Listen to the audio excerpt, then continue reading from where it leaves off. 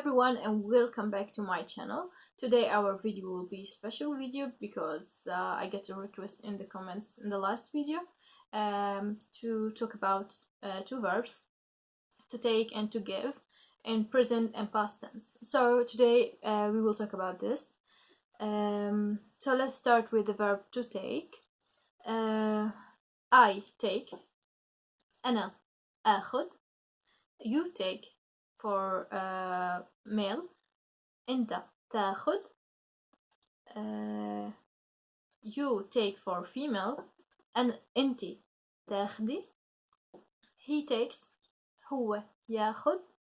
She takes, هي تاخذ. You take for plural, أنتوا تاخذوا. And they take, هن ياخذوا. I said before that the subject is not very important to use, so you could just leave it and start with the verb directly, because the form of the verb could let you know that we are talking about I, you, these pronouns. So no problem, you could just remove it and start talking using the verb directly. Now for past tense, for to take, it will be I talk, أنا أخذت. You talk for male, أنت أخذت. You see it's still the same form for the verb. You talk for female, أنتِ أخذتي. We added E, أخذتي. He talk, هو أخذ.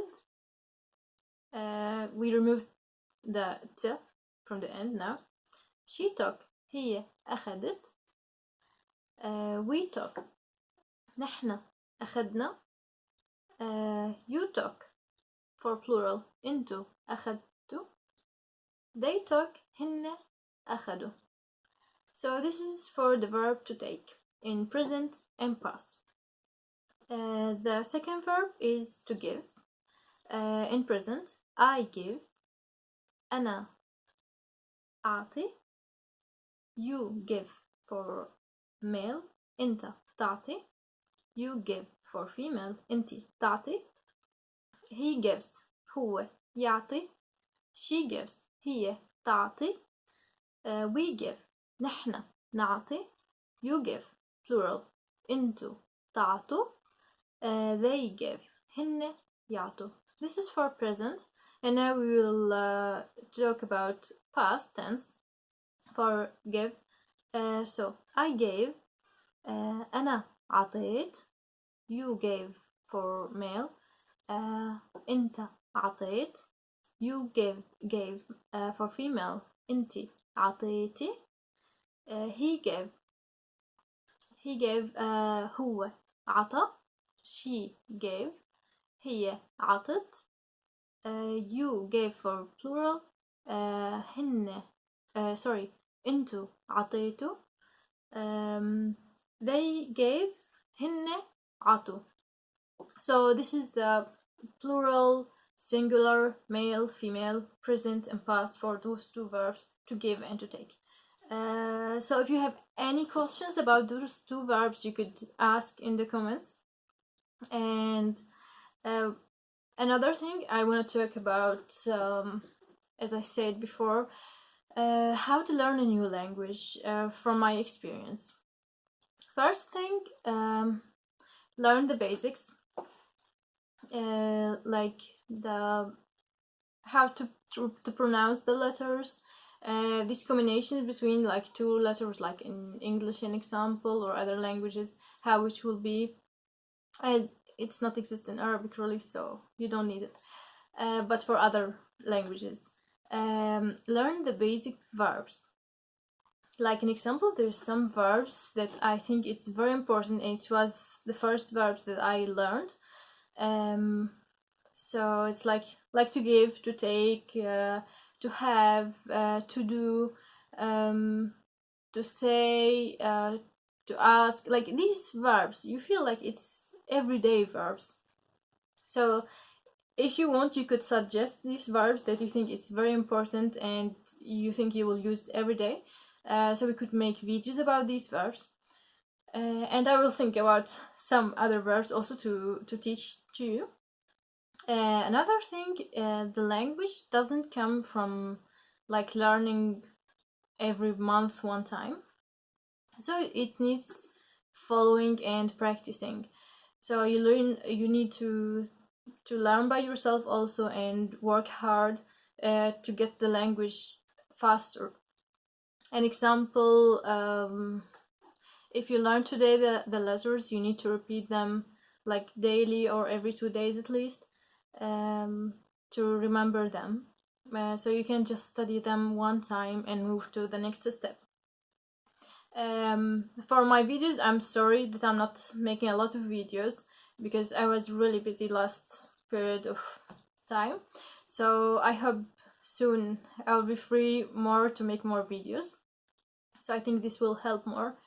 The other rule in or advice in learning a language is, okay, learn daily, maybe or 2 days, but don't push yourself so much, like then you will feel you don't want to learn more or you get tired or something. So take the language in a nice way in the time you feel like you want to learn language now. So don't force yourself very much because you will hate the language and start to feel like you are bored and you don't want to do this anymore. What else about languages? Practice, I don't mean just like learning and studying. Practice talking with others. This is a very important step. Don't be afraid. Don't be scared of trying and making mistakes. This is really very